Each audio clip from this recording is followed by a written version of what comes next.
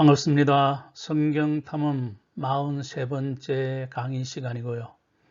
오늘도 지난 시간에 이어 옛 언약과 새 언약에 대해 말씀드리겠습니다. 십자가에서 이루어지고 십자가로 인하여 완성된 하나님의 사랑, 그 사랑의 본체를 나타나는 그림이 보이는데요. 오늘도 이 하나님의 사랑을 생각하고 그 하나님 한 분을 사랑하고 또 그 하나님의 형상대로 지음받은 사람들을 사랑하는 염원으로 성경 탐험길에 들어서기를 바랍니다. 오늘은 두 번째 영광과 더 나은 영광의 문제에 대해서 말씀드리려고 합니다. 율법의 영광은 그것이 하나님에게서 비롯되어서 그런 것입니다. 이 율법의 영광을 부인할 자는 세상에 아무도 없습니다. 하나님이 주신 율법은 결점과 하자가 없어서 그 자체로 완전합니다. 시편 119편은 176절 전체 구절 중에서 단 한 구절의 예외도 없이 율법을 찬양합니다. 히브리어 알파벳이 22자이니 8번에 걸쳐서 반복적으로 알파벳 순서대로 율법의 영광을 묘사한 시죠. 모세의 얼굴에 나타난 영광을 가린 수건 기억나시죠? 하나님을 보자 모세의 얼굴에서 영광의 빛이 비쳤습니다. 율법의 본체인 하나님을 대면한다면 영광의 잔재가 묻기 마련이지요. 이스라엘 백성은 모세의 얼굴에 한시적으로 드리워진 그 영광의 광채로 인해 못 견뎌 했습니다. 죄로 인한 두려움 때문이었습니다. 결국 모세는 수건으로 얼굴을 가렸습니다. 그 영광은 장차 사라질 일시적인 광채였음에도 불구하고 이스라엘은 하나님에게서 비롯된 영광을 감히 접할 수 없었던 것이죠.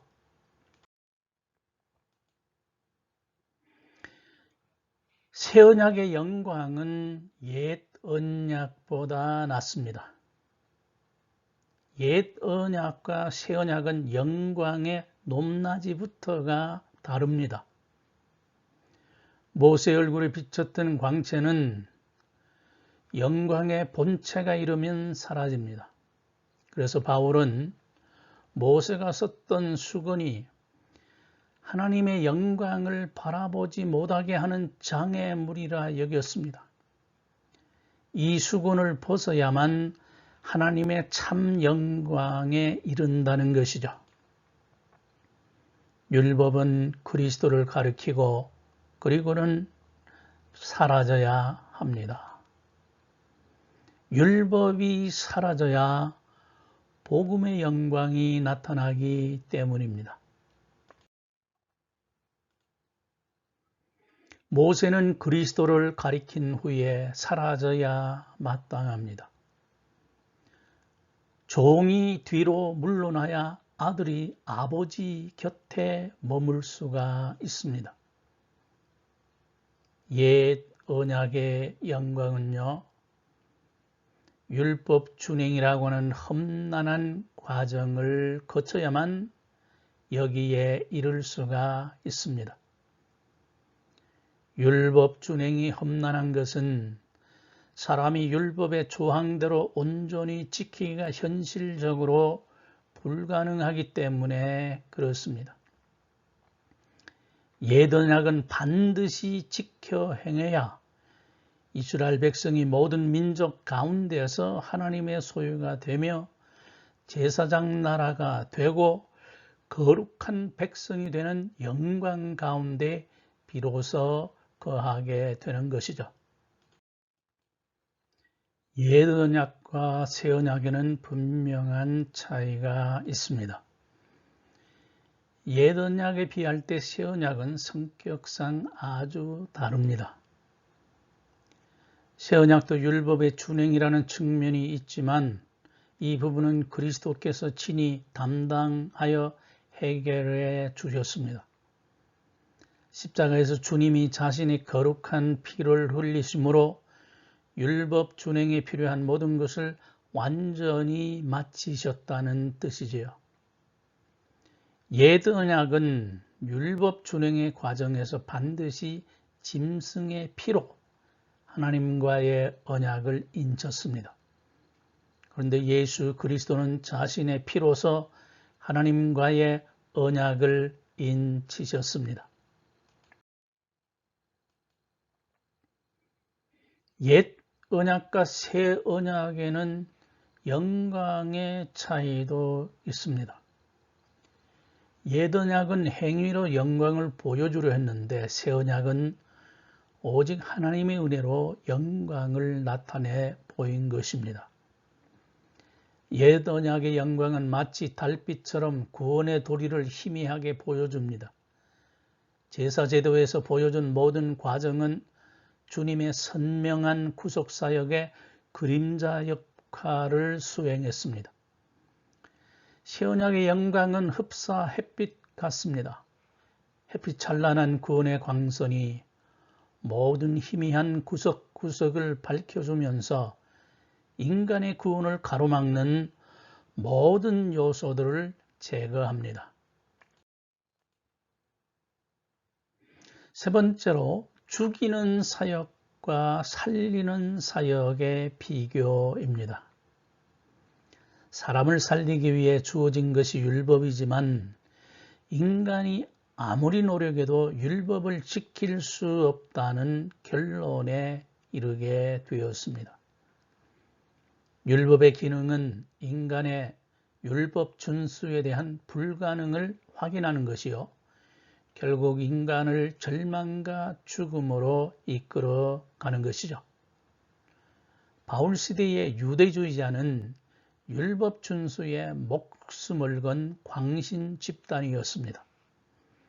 그래서 어떤 때는 바울을 죽이기 전에는 먹지 않겠다고 맹세할 정도로 율법에 반대되는 복음을 철저하게 배격했습니다.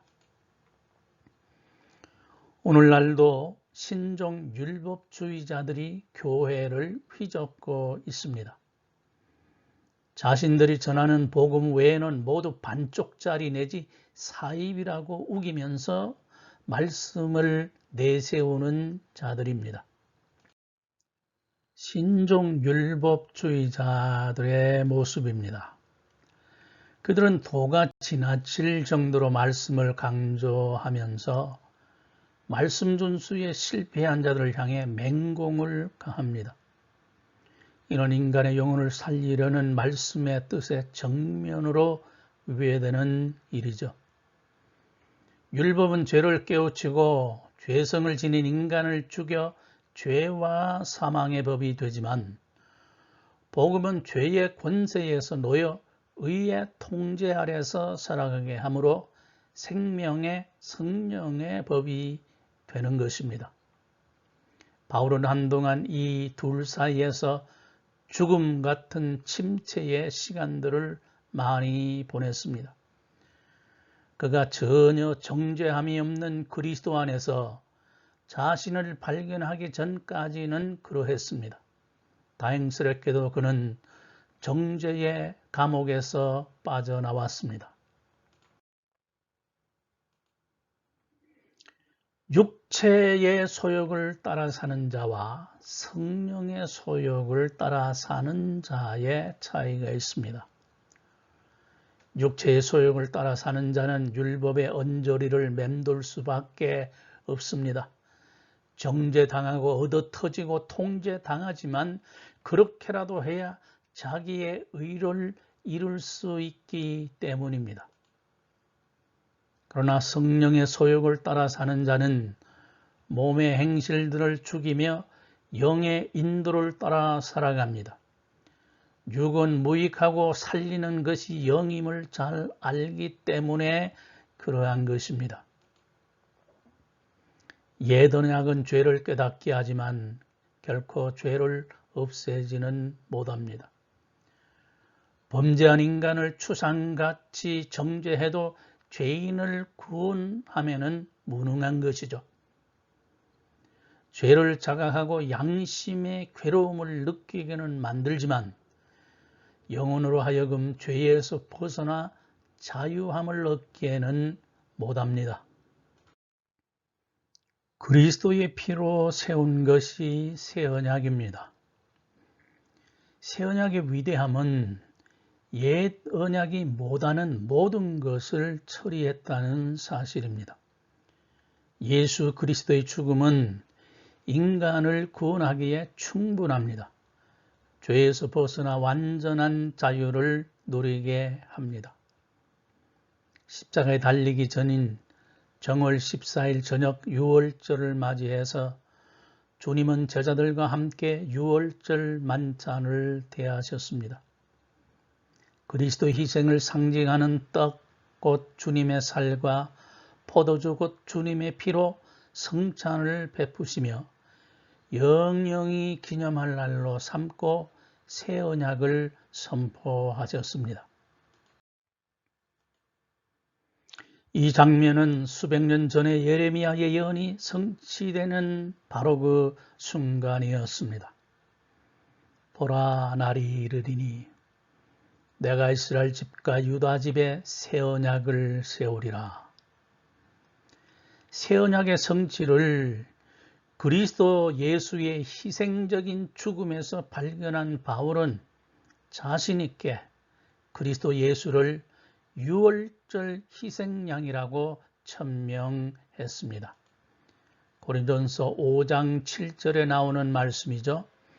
우리의 유월절 양 곧 그리스도께서 희생이 되셨느니라. Christ our Lamb has been sacrificed. 오늘 강의는 여기에서 매듭 짓습니다. 하나님의 평강이 여러분과 함께 계시기를 바랍니다. 샬롬.